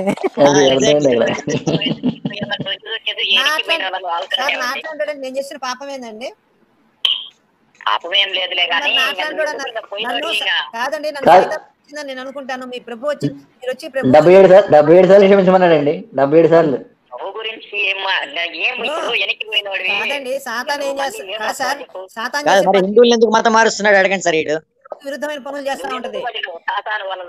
అదే అందుకే మీరు వచ్చి రక్షించాలను, మీరు వచ్చి నా ఆత్మను రక్షిస్తే నేను తిరిగి మీ దగ్గరికి వస్తాను. సార్ మీతోటి దైవ జ్ఞానంలో మీరు వచ్చి నన్ను రక్షించాలి. 77 సార్లు అని చెప్పండి. 77. నేను చెడిపోయి బతికానండి, మీరు మళ్ళీ నన్ను బతికించి చెడగొట్టాలి మళ్ళీ మీరు. అందుకే నా వాయిస్ దేవుడు సార్, నా వాయిసే కొంచెం బేస్ ఎక్కువ ఉంటది, నా తప్ప కదా దేవుడు ఇచ్చింది అది. అది గుర్తుపెట్టి సార్ నా ఆత్మ అని చెప్తున్న లైఫ్ అంటారు మీరు. 77 గుర్తండి. చాలా మంది నన్ను కన్విన్స్ చేశారు సార్, చాలా మంది వచ్చి చెప్పి కన్విన్స్ చేశారు, అందుకే నేను బయటకు వెళ్ళిపోయాను. అరే జ్ఞానం నాది, నా సొత్తు కాదు కదా సార్. జ్ఞానం నా సొత్తు. జ్ఞానం అనుకోండి, నేను మాట్లాడగలను. జ్ఞానం అందరి సొత్తు కాబట్టి ఆ జ్ఞానాన్ని నా మీద ప్రయోగించారు కాబట్టి నేను మతం మారానని చెప్పి బయటకు వచ్చానని చెప్పాను. నాతో నేను రాలేదు కదా. వాళ్ళకంటే మీరు దైవ జనులు కాబట్టి మీరు వాళ్ళకంటే బాగా మాట్లాడరు కాబట్టి మీరు వచ్చి నాకు చెప్పాలి. నేను మతం అనలేదండి, రాజ్యాంగంలో మతం అనే రాసింది, అదే పదాన్ని వాడా. ఎవరు రాజ్యాంగం బైబిల్లో ఉందా? రాజ్యాంగం ప్రకారం బతుకుతున్నాను. బైబిల్ ప్రకారం నేను బతకట్లేదు కదా ఇప్పుడు. నువ్వు రాజ్యాంగానికి సంబంధించినోడివి కాదుగా. ఎందుకు కాదు? కాదు అది అర్థమైపోయింది. నీవు నీ టాకింగ్ పవర్ లో పవర్ నాకేం పవర్ లేదు సార్. నేను మామూలు మనిషిని. రాజ్యాంగం ప్రకారం మతం అని రాసింది కాబట్టి ఆ పదాన్ని అయ్యా అయ్యా అయ్యా అయ్యా అనాలి. అంటే మతం అనే మాట తప్పంటారా నేను అన్నది? 100% తప్పే కదా. రాజ్యాంగంలో రాసింది కదా, మీరు మతం మార్గం రాపించండి. నేను చెప్పండి కదా, రాజ్యాంగం చెప్తే వాళ్ళు వేరుగా ఉంటారు కదా. రాజ్యాంగాన్ని మీరు పాటిస్తారా పాటించాలని అడగండి. నేను మాట్లాడగలను కానీ మీకు నచ్చినట్టు నేను మాట్లాడలేను కదా. నువ్వు రాంగ్ మాట్లాడినావు. ఫస్ట్ నువ్వు ఎవరో నాకు అర్థమైపోయింది. నేను ఎవరన్నా మీరు వచ్చి ఆ పౌలు ఎలా దేవుడు అయ్యాడు, యేసయ్య యెహోవా అంటే కూడా పౌలు ఎలా గొప్పవాడు అయ్యాడు అని మీరు నాకు నిరూపించాలి సార్. నేను కోరుకుంటున్న అంశం అది. తప్పులేదు. నేను అడిగింది న్యాయంగా ఉందా ధర్మంగా లేదా క్వశ్చన్? నేను అడిగిన క్వశ్చన్ నేనేమంటానంటే బైబిల్లో ఒక మాట ఉంటది. చాలా ఉన్నాయి సార్. ఒక మాట చాలా ఉన్నాయండి బైబిల్లో, చాలా ఉన్నాయి. ఒక క్వశ్చన్ చెప్తున్నాను చెప్పండి మీరు. ఏం వద్దు, నీతో మాట్లాడటం అనవసరము. నేను ఒకటి చెప్తా చూడు. చెప్పు. దేవుడు ఏమంటాడంటే, నీ మాట విని అతడు బుద్ధివంతుడైతే నువ్వు మాట్లాడని ఉంటది. అతడు బుద్ధిహీనుడుగా అవిధేయుడు ఉంటే నువ్వేం మాట్లాడిన అవసరం లేదు. సమాధానం చాలా క్లారిటీతో ఉన్నారు. కాదు ఒక్క నిమిషం అండి. నా సువార్త నిమిత్తం ఎవడైనా చనిపోతే 100 వాళ్ళకి భూములు గాని 100 రెట్లు ఇస్తా అన్నాడు కదా. భూములు గాని, తండ్రులు గాని, భార్యలు గాని 100 రెట్లు ఇస్తా అన్నాడు. మరి అదెందుకు చచ్చిపోమని చెప్పాడు అక్కడ? మరి ఇక్కడ ఇలా చెప్పాడు. ఏది తీసుకోవాలి రెండింటిలో స్టేట్మెంట్? నేను సమస్తము రుచి చూసి తెలుసుకోమన్నాడు. నీ ఎదుట పెట్టినాను, నీకు ఏది ఇష్టమైతే అది చేయమన్నాడు. నీకేది ఇష్టమో ఇంకా అది చెయ్యి. అది చెప్పింది కృష్ణుడు. చెప్పింది కృష్ణుడు. కాదు సార్, మరి నమ్మి బాప్తిజం పొందిన వాడు రక్షింపబడని ఎందుకు చెప్పాడు? మరి స్వర్గంలో ఏముంటే ఏముంటుంది సార్? ఊరినే కూర్చోడం ఏసే బొక్కలు చూస్తూ కూర్చుంటాం మనం. అది కరెక్ట్ కాదు కదండి. కరెక్ట్ నువ్వు చెప్పేదంతా రైటే. మీరు వచ్చేసి ఆ పౌలు అలా ఎందుకు చేశాడు? పౌలు చేయడం వల్ల యెహోవా కోపం వచ్చి పౌలు చిత్రహింసలు పెట్టి చంపేశాడండి. మాట్లాడటమే టైం వేస్ట్ బ్రదర్. నీకు మళ్ళీ రావడం కూడా అన్న. వాడు దయ్యాలు పట్టుకునేవాడు అన్న. నువ్వు ఆ దయ్యాలు పట్టుకునేవాడిని పట్టుకుని నువ్వు వాడికి బైబిల్ చెప్తున్నావు. బైబిల్లో దయ్యాలు ఎట్లా పట్టుకుంటాయని అడిగితే బ్రహ్మాండంగా చెప్పాడు. అరే రేపు మాట్లాడదాం. ఎక్కడికి పోతాడు? మనకి నెంబర్ ఉంది కదా, రేపు మాట్లాడదాం. సరే, ఇక్కడ మన పాయింట్ పక్క వెళ్ళిపోయినట్టుంది. గురుగారు అయితే చెప్తున్నారు. చెప్పండి. గురుగారు ఉన్నారా? గోపి సరే చెప్పండి సార్. ఇక్కడ మనం క్రైస్తవం ఏమైపోతుందో అని భయం అవుతుంది నాకు. ఎవరు సువార్త చెప్తలేడు, అడిగితే కూడా చెప్తలేడు.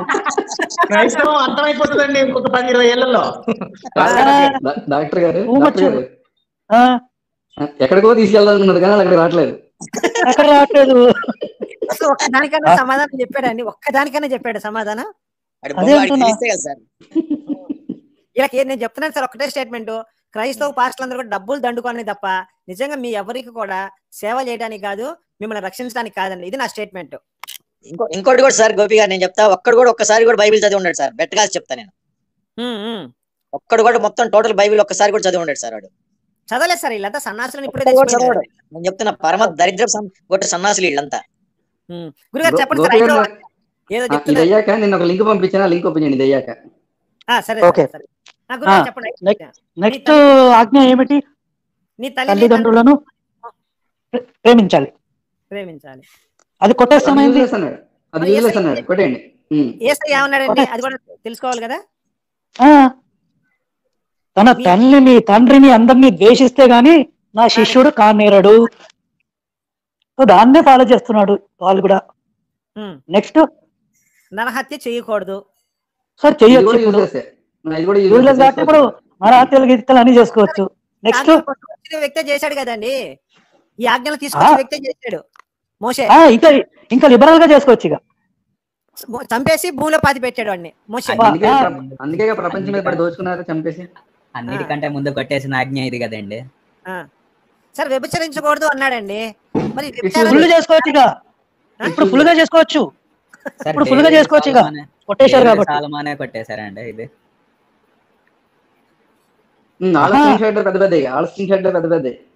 వాళ్ళ స్క్రీన్ షాట్లు పెద్దవి. పాల్ ఏమన్నాడు?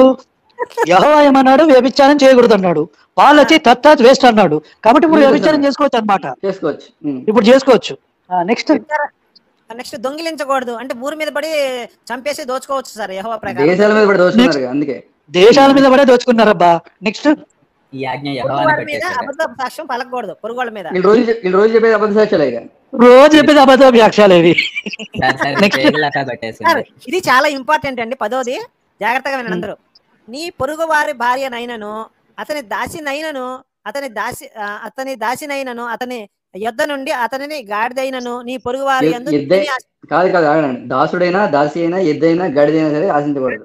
ఆశించకూడదు. మరి యెహోవా చేసిన పాస్టర్లు కాదు ఇప్పుడు పాస్టర్లు ఏం చేస్తున్నారు? అన్ని ఆశిస్తున్నారు. ఇప్పుడు యెహోవా ఏం చేశాడు? సార్ ఇద్దరు కమాలు ఉదర కమాలు ఇద్దరు. పాస్టర్ వచ్చాడండి, కళ్యాణ్ గారు పాస్టర్ వచ్చాడండి. ఈయన యేసు కాదు, the combination of Yesu and Paul. Paul గారు ఒకసారి పాల్ గారు చిన్న డౌట్లు ఉన్నాయి సార్, మీరు వచ్చి చెప్పగలిగితే కొంచెం సంతోషిస్తామండి. యేసు పాల్ గారు అదేదో సినిమాలో అంటారు చూడండి, combination of Tendulkar and Gavaskar, Gachibowli Diwakar అని. సార్ యేసు పాల్ గారు మీరు కామెంట్ కనుక పెడితే ఈయనకి అర్థం కావట్లేదండి. అది చెప్పింది యేసు గారు, కొట్టేసింది పాల్ గారు. ఆ రెండు పేర్లు కలిపి పెట్టుకున్నాడు ఈయన. అద్భుతం. మామూలు పంచ్ కాదు ఇది. చెప్పండి సార్ కిరణ్ గారు, మళ్ళీ చెప్పండి. ఈయన కమెంట్ పెట్టారు కదా, కంటి చూపుతో కూడా చెడు చూపు చూడొద్దని చెప్పారండి. అవునండి అవును. ఈయన వచ్చి ఇంకా అక్కర్లేదు కొట్టేసారు కదా ఈయన. నెక్స్ట్ వచ్చిన పాల్ గారు 10వ వచనం పొరుగు వారి భార్యను ఆశించకూడదండి. ఒకసారి ఇందాక ఆర్టికల్ 25 అనేది చెప్పారు కదా ఆయన. కాదు కిరణ్ గారు, గోపి గారు, కిరణ్ గారు ఏమంటున్నారంటే యేసు ఏదైతే చెప్పాడో దాన్ని వచ్చి పాలు ఖండించాడు కాబట్టి ఇప్పుడు వచ్చిన యేసు పాలు ఇద్దరు పేర్లు పెట్టుకున్నాడు అని అంటున్నారు. కలిపెట్టుకున్నారు. అయ్యో ఎంత ఘోరం అండి. మీకు బంపర్ ఆఫర్ వచ్చిందండి. ఇక్కడ ఒక ఆయన అంటున్నారు, గోపి అన్న సాంబశివరావు గారితో నేను కాన్ఫరెన్స్ పెడతాను, మీరు ఒక్కసారి మాట్లాడతారా అంట. పెట్టమనండి మాట్లాడదాం. ఏముందని అక్కడ మూడో ప్రపంచ యుద్ధానికి అదే నాంది అవుతుంది. V3X గారు మీకు కన్క్లూజన్ అంటే క్లారిఫికేషన్ వచ్చేసింది కదా, కాబట్టి మీరు కాల్ చేయండి, కాన్ఫరెన్స్ లో గోపి గారిని కలపండి, ఇప్పుడే మాట్లాడతారు. పావుల్ గారు పెద్ద బేవర్స్ నా కొడుకు సార్, వాడు తెలుసా, నెంబర్ 1 బేవర్స్ గాడు. అంటే కాదండి, నా చర్చ నడిపించాలంటే కామెంట్ సెషన్ లో ఏం చేస్తున్నాడు నిజంగా సార్ కనిపించండి. యేసుపాల్ గారు కాంట్రాడిక్టరీ పేర్లు పెట్టుకొని కనిపించని వాళ్ళతో కనిపించే యుద్ధం చేస్తున్నాడు. యేసుపాల్ గారు వస్తే చిన్న లింక్ ఇస్తాను సార్, రండి. ఒక హ్యాష్ ట్యాగ్ వచ్చిందండి కొత్తది, ట్రెండ్ చేద్దాం, చూపిస్తాను. కిరణ్ గారు కానీ మాస్టర్ గారు కానీ చదవండి. ఇదిగోండి,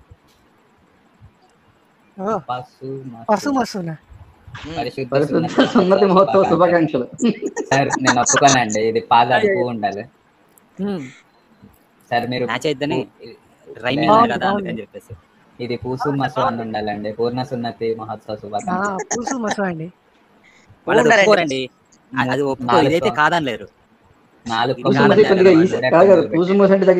దగ్గరగా ఉంటుంది పేరు. కాదు పృథ్వీ గారు, ఎందుకు ఒప్పుకోరు? నీ పూర్ణ హృదయంతో, నీ పూర్ణ మనసుతో చాలా చోట్ల ఒప్పుకున్నాడు. నాకు అర్థం కదా, వాడాడు ఒప్పుకోపోవడానికి బొంగులో గడ్డి మేము పెడితే అది ఒప్పుకోవాల్సింది అంతే. యెహోవా చెప్పాడు. సో ఎవరన్నా కూడా దీన్ని ట్రెండ్ చేయండి. ఒకసారి మొత్తం చదవండి సార్ ఒకసారి. కిరణ్ గారు ప్రూఫ్లు అండి, వచనాలు ఇంకేం లేవు అంతే. కాదండి, 8వ దినం అన్నారు కదా, 25, 26, 27, 29, 30, 31st మ్యాచ్ అయింది. ప్రభు గారు చదువుతున్నారా? చదవండి. ఓకేనండి. డిసెంబర్ 25న యేసు పుట్టాడని నమ్మిన వారికి పసు మసు అంటే పరిశుద్ధ సున్నతి మహోత్సవ శుభాకాంక్షలు. ఆ శిశువునకు సున్నతి చేయవలసిన 8వ దినము వచ్చినప్పుడు గర్భమందాయన పడక మునుపు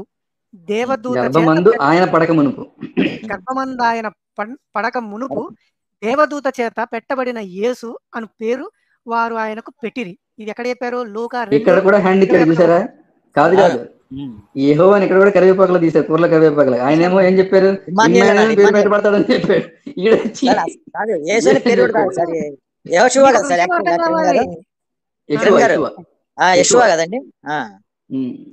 కిరణ్ గారు, ఇక్కడ మీరు ఒక విషయం గమనించాలి.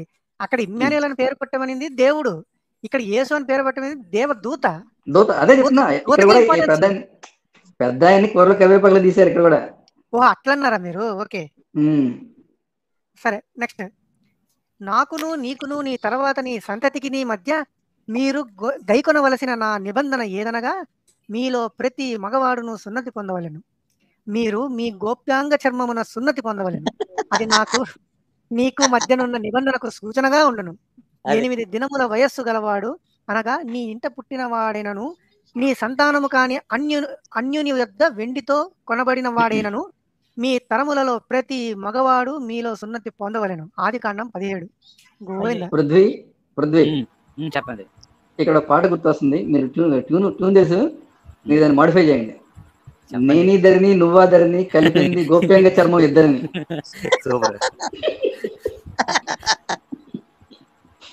అంతేనండి. ఒకప్పుడు చిన్నప్పుడు అండి ఒక టైర్ ఆటలో పిల్లలు లోపల నుండి తిరుగుతా ఉండేటోళ్ళు అనమాట. టైర్ లోపల దూరి నడుమెత్తులో టైర్ని పెట్టుకుని, లేకపోతే రింగ్ తోటి ఆడుతూ ఉంటారు కదా జిమ్నాస్టిక్ కానీ, అట్లా లోపల నుండి. ఇక్కడ అక్కడ సైకిల్ టైర్ అనమాట, ఇక్కడ ఈ రింగ్ కలుపుతుంది. అందుకని రింగ రింగ రోజెస్ అని చెప్పారు కదా.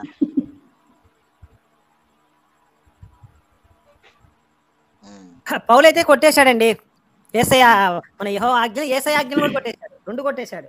కాదు, ఇప్పుడు ఇందాక మీరు మాట్లాడిన పాస్టర్ గారు ఏం చెప్తాంటే నాకు రాజ్యాంగంతో పని లేదంటాడు. అంతే ఓవరాల్ గా రాజ్యాంగంతో పని లేదన్నాడండి ఆయన, చెప్పేశాడు డైరెక్ట్ గా. ఒకసారి వీళ్ళకి మాట చెప్తాండి. మాట్లాడితే వీళ్ళు ఏమంటున్నారు, ఇందాక చాలా మంది ఇదే మాట అంటారు, మాది మొత్తం కదా, మాది మార్గం అంటున్నారు కదా, మళ్ళీ మాకు ప్రకటించుకోవచ్చు అని చెప్పి అంటున్నారు కదా వీళ్ళు. అప్పుడు రాజ్యాంగం ఎక్కడ వస్తుంది? ఒకసారి ఆర్టికల్ 25 నేను లింక్ పెట్టాను, ఒకసారి ఓపెన్ చేయండి సార్ ఒక ట్యాబ్ లో. ఓకే అండి, ఓకే, ఇక్కడ ఓపెన్ చేస్తున్నాను. అక్కడ ఏం చెప్పింది చూద్దాం. రాజ్యాంగంలో మార్గాన్ని ప్రకటించుకోమన్నారా, మతాన్ని ప్రకటించుకోమన్నారా? మతాన్నే సార్, మతాన్నే.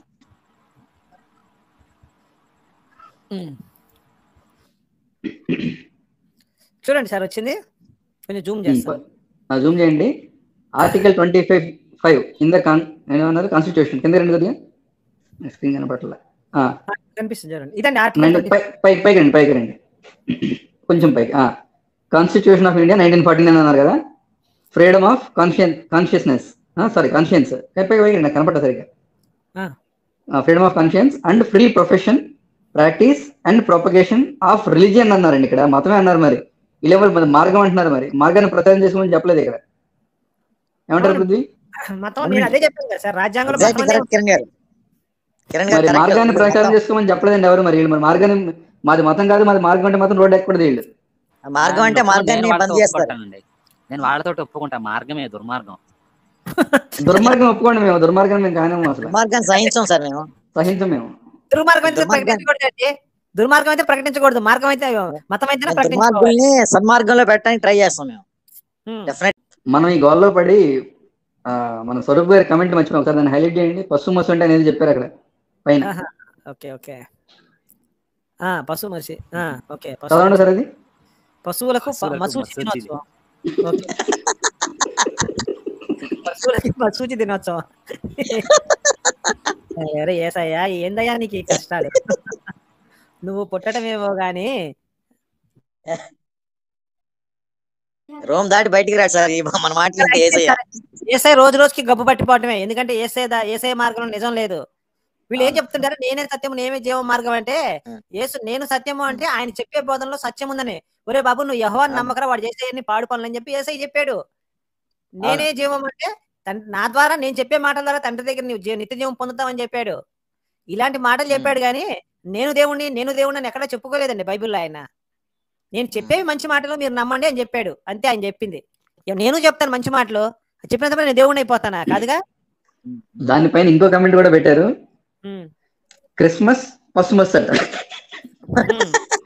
అందుకేనండి నేను పెట్టింది, ఎవరు కనుక్కుంటారని చెప్పలేదు ఇంతవరకు.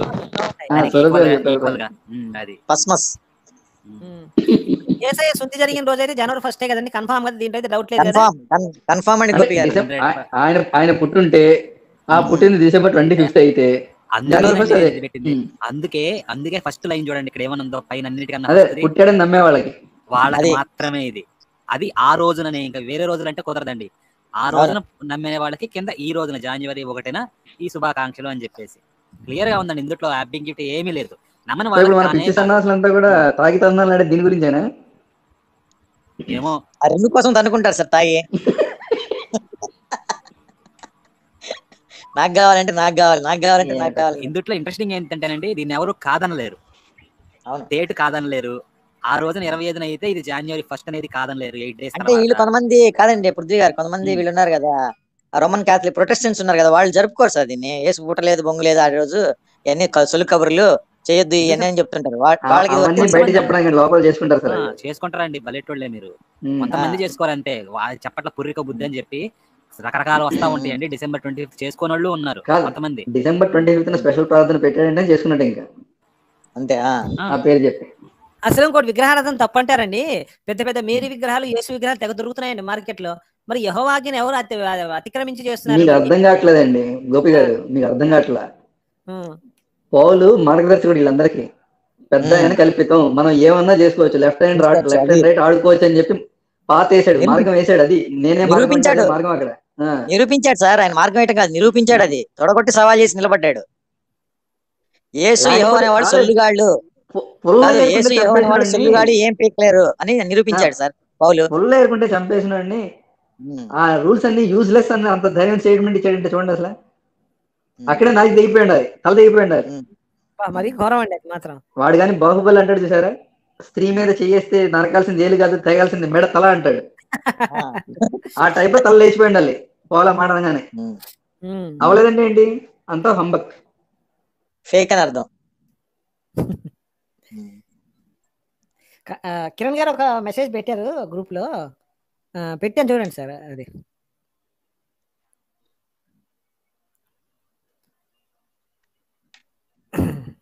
అది సార్ ఇంకేమైనా ఉందా సార్? క్లోజ్ చేసేద్దాం చాలు, 1.5 hour అయిపోయింది. మనం చెప్పాలని చెప్పాం. యేసు పుట్టినరోజుగా, యేసు మన January 1st కదయ్యా. ప్రతి క్రైస్తవుడు కూడా, ప్రతి హిందువు చెప్పండి, ఏమైనా ఇష్యూ హ్యాపీ న్యూ ఇయర్ అని కాదు, సున్నతి రోజు శుభాకాంక్షల దినోత్సవం. ఇది నేను ఆల్రెడీ పసుమసు అని చెప్పండి, అదే చెప్పండి, పరిశుద్ధ సున్నతి మహోత్సవ శుభాకాంక్షలు. ఇది చెప్పినా పర్వాలేదు. ఇదిగో ఈ స్క్రీన్ షాట్ తీసుకోండి, అవసరం అయితే స్క్రీన్ షాట్ తీసుకొని ఉండండి. క్రిస్మస్ తీసేద్దాం. అందరూ స్టేటస్ తర్వాత డీపీలో పెట్టుకోవాలి. మీ కమ్యూనిటీ పోస్ట్ పెట్టిన తర్వాత ఇది పెడతాను సార్, నేను పెడతాను. నాకు ఇమేజ్ పంపించండి ఆయనకి. పెట్టిన పసుమసు పరిశుద్ధ సున్నతి మహోత్సవ శుభాకాంక్షలు. దయచేసి పెట్టండి సార్, మనోళ్ళు ఫస్ట్ పెడతాను సార్, మనోళ్ళందరికీ పంపిస్తాను. లేకపోతే ఇదే అనుకోవచ్చు, యేసు తొప్పి దినోత్సవం అని కూడా అనుకోవచ్చు. ఎవరు మనోళ్ళు సింపుల్ గా దినోత్సవం అనుకోవచ్చు. కుమార్ గారు ఫ్రీలాన్సర్ ఏ తోది అని పెట్టండి, యేసు తొప్పి దినోత్సవం. ఏ తోది తొప్పి దినోత్సవం కరెక్ట్ అండి. తొప్పి దినోత్సవమే January 1. అసలు ట్విస్ట్ చెప్పాలండి ఇక్కడ. ఏంటి సార్ అది? ఇప్పుడు ఈ పుస్తకంలో మొట్టమొదటిసారిగా ఎవరికి చెప్పాడండి ఇది చేయించుకోమని? అబ్రహాంకి అండి, అబ్రహాం సంతానానికి అబ్రహాంకి. ఇప్పుడు ఈ పుస్తకం ప్రకారం అబ్రహాం ఏ సంవత్సరం వాడు? దగ్గర 2000 సంవత్సరాల క్రితం అండి. నాకు తెలిసి 2000 మోషే కంటే ముందు కదా, 2000 సంవత్సరాలు. 3500 సార్, 3500 వాడు సార్. BC 2000 అండి, అంటే 4000 సంవత్సరాలు ఎప్పటికి. 4000 అంటే మోషే 1500 అండి. కరెక్ట్. కాకపోతే ఇక్కడ ట్విస్ట్ ఏంటంటే, ఈజిప్ట్ లో ఈ సంస్కృతి ఆచారం 5000-6000 సంవత్సరాల క్రితం నుంచి ఉన్నట్టు. అక్కడ వాళ్ళ మమ్మీలు ఉంటాయి కదా, టామ్స్ ఉంటాయి కదా, ఈజిప్ట్ పిరమిడ్లు, దాంట్లో బొమ్మలు చెక్కున్నారు వాళ్ళు ఇట్లా చేయాలి అని చెప్పి ఆచారాన్ని. అయితే ఆడవాళ్ళకు కూడా ఉందని ఈజిప్ట్ లో విన్నాను సార్, నిజమేనా అది? ఉండొచ్చు. ఉన్నాయి ఆడవాళ్ళు కూడా ఉన్నాయండి. దీని అర్థం ఏంటంటే, ఆల్రెడీ అక్కడ ఉన్న ఆచారాన్ని వీళ్ళు కాపీ కొట్టి ఇది పెద్ద ఇచ్చాడని చెప్పి చెప్తున్నారు. ఈ నిజాలు తెలుసు కాబట్టి పౌలు అది యూజ్ అన్నాడు. అది కరెక్ట్, ఎగ్జాక్ట్లీ సార్. ఓకే, అయితే ఈజిప్ట్ లో 5000 సంవత్సరాల క్రితమే ఉన్నాయి ఈ సున్నతి దినోత్సవం అనేది. తీసుకున్నారు ఎలా చేయాలి అనేది. 4000 సంవత్సరాల క్రితం 5000. అందుకేనండి ఆదాముకి సున్నతి లేదు, వాళ్ళు ఎవరికి కూడా సున్నతి లేదు అసలు. రాయలేదు. ఈయన అక్కడ పెరిగి వచ్చాడు కాబట్టి అతనికి ఆచారం తెలుసు కాబట్టి ఆ ఇంట్లో రాసుకున్నాడు అని చెప్పి చెప్తారు వాళ్ళు. మోషే, అవునండి మోషే తెలుసు. అంటే అసలు అలాంటి క్యారెక్టర్ ఉంటే కనుక అది కూడా కలిసి ఉంటారు కొంతమంది. సో ఇదండి అసలు ట్విస్ట్. కరెక్ట్ చెప్పి ఫైనల్ లో మాత్రం మంచి మాట చెప్పారు కిరణ్ గారు. అంత ముందున్న అబ్రహాం ముందున్న వాళ్ళు ఎవరికి సున్నతి లేదు, తర్వాత వాళ్ళకి సున్నతి వచ్చింది. కాకపోతే ఇప్పుడు ఆ బొమ్మలు చూపిస్తే బాగోదు ఇక్కడ స్క్రీన్ మీద, కాబట్టి చూపించి పెట్టేవాడు మళ్ళీ చెప్తాడు. ఎవరికాళ్ళు చూసుకోవచ్చండి. 5000-6000 సంవత్సరాల క్రితం, అంటే ఇప్పుడు ఈ పుస్తకం ప్రకారం ఆదాం ఎప్పుడైతే ఉన్నాడంటారో అప్పటికీ ఈ ఆచారం ఉంది ఈజిప్ట్ లో. 5000 సంవత్సరాల క్రితమే. ఏసు పుట్టక ముందు 5000 సంవత్సరాల లేకపోతే ఇప్పటికి 5000 అండి, ఇప్పటికి 5000. ఓకే, 4000 సంవత్సరాల ముందు. ఏసు పుట్టక ముందు 3000 సంవత్సరాలు సార్. అప్పటికే ఉంది. అప్పటికే ఉంది. అంటే అబ్రాహం కంటే ముందే, ఇంకా నోవా జలప్రలయం అప్పుడు కూడా నోవా కన్నా ముందే. నోవా కన్నా ముందే. ఈ పుస్తకం ప్రకారం మరి నోవా తర్వాత ఈజిప్ట్ సామ్రాజ్యం వచ్చింది, కానీ అప్పటికి ఈజిప్ట్ ఉంది, ఈ ఆచారం ఉంది. మరి ఈ విషయాలని తెలుసు కాబట్టి పౌలు యూజ్లెస్ ఆ రూల్స్ అన్ని తీసేయండి అన్నాడు, ఏమాత్రం కేర్ చేయకుండా. తీసేశాడు మొత్తం. అసలు పాత నిబంధన వ్యతిరేకించాడండి పౌలు, పూర్తి కొట్టేశాడు. అసలు పాత నిబంధనే తప్పు అని చెప్పాడు. పౌలు ఎక్కడా కూడా రాయలేదు కదండి యేసు తండ్రి బలానా ఆయన యెహోవా అని చెప్పి రాయలేదు కదండి పౌలు కూడా. రాయలేదండి. నిష్ప్రయోజనం అంటే యూజ్లెస్ అండి, నిష్ప్రయోజనం అన్నాడు. అది యూజ్లెస్ అంటే పనికిమాలిన పుస్తకం అని ఒక మాటలో చెప్పుకోవాలంటే పనికిమాలి అన్నాడు. ఆ రూల్స్ అన్ని పనికిమాలి అన్నాడు. స్వయంగా ఆయన చేతులతో రాసేసిన ఆజ్ఞలు కూడా పనికిమాలినవే అన్నాడు. మరి ఇంకేం చెప్పాలి చూడండి. ఇదండి ఈ రోజు లైవ్ యొక్క ముఖ్య ఉద్దేశం. ఇంకా సింపుల్ అంటే ఏ తోది అని చెప్పండి. ఏసు తొప్పి దినోత్సవం, ఏ తోది ఇదైనా బానే ఉంది. ఏసు తొప్పి దినోత్సవం. అయ్యా మమ్మల్ని ఎవరు అపార్థం చేసుకోవద్దు. మేము సొంతగా చెప్పిన వచనాలు కాదు, సొంతగా మాట్లాడిన మాటలు కాదు. మేమంతా కూడా మన పాస్టర్ల దగ్గర బైబిల్ ఆధారంగా, మీరు చేసుకునే December 25th ఆధారంగా, మాకు పాస్టర్లు చెప్పిన ఆధారంగా మేము మాట్లాడుతున్నాం తప్ప ఆయన 25th పుట్టాడని చెప్పి అందరూ చేసుకుంటున్నారు. అది కూడా మేము నమ్మట్లేదు, కానీ మాకు ఒక డౌట్ వచ్చి ఇది ప్రశ్నించాం అనమాట. ఇది ప్రశ్న మాత్రమే. దయచేసి మీరు గనక ఇది నిజం 25th పుట్టే వాళ్ళు అందరూ కూడా January 1st ఏ తో ది అని నమ్మాలి మీరు ఖచ్చితంగా. ఇది ఎవరి మనోభావాలు దెబ్బతీయడానికి కాదండి, దెబ్బతీయడానికి కాదండి. అయ్యో పొరపాటు కూడా ఇలా చేయని వాళ్ళు ఎవరి మనోభావాలు దెబ్బతీయడానికి కాదు. కేవలం మాకు వచ్చిన అనుమానంతో మేము ఈ లైవ్ పెట్టాం. అయితే అందుకే హ్యాపీ న్యూ ఇయర్ బదులుగా ఏ తోది అని చెప్పాం. సరే ఇప్పుడు ఫైనల్ గా చెప్పండి. మీ అందరికి పసుమసు చెప్పమంటారా?